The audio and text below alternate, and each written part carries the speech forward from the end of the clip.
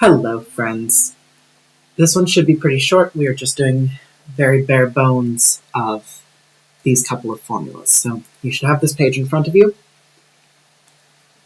Basically, we have four formulas that we are going to see when we're talking about the equations of lines. You have seen all of these before, but it's a matter of whether or not you remember all of them.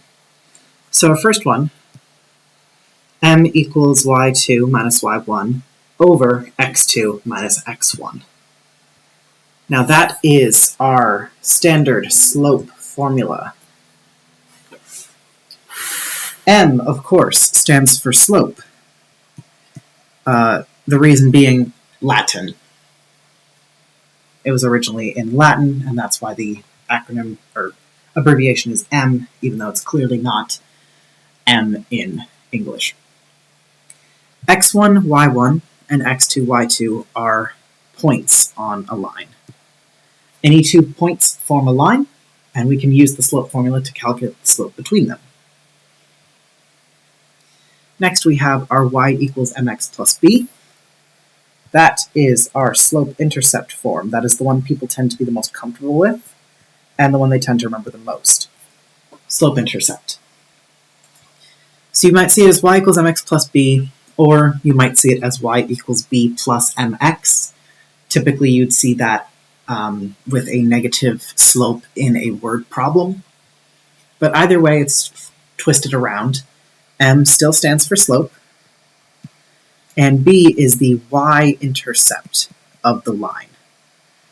So on our coordinate plane, we've got our x-axis and our y-axis, and so the y-intercept is where this line intersects the y-axis.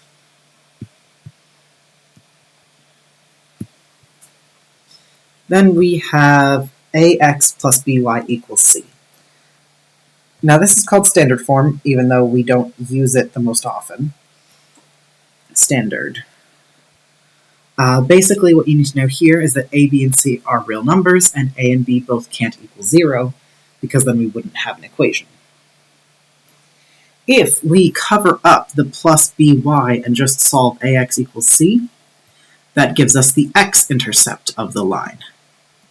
So similarly, when we have our coordinate plane, the x-intercept is where the line hits the x-axis. And then flip it around. Solving by equals c, so pretend we didn't have that ax, gives the y-intercept of a line. So standard form is useful and nice when we have a graph that hits both the x and y axis nicely. A lot of times that's not the case though. And then lastly, we have our point-slope form. Now there are two ways you might see this one. Most of my students seem to have learned this one. Y minus y1 equals m times the quantity x minus x1. However, when I was in school, I learned this one with the 2 subscripts. So I will probably end up alternating between the two. I'll try to use the bottom one most, because that's what people have seen the most. But just know that y2 minus y1 equals m times the quantity x2 minus x1 is still point-slope form. So again, m stands for slope, and x1 comma y1 is a point on that line. So with the slope formula, we need 2 points. With point-slope form, we only need 1, provided we already have our slope. And that's it for right now.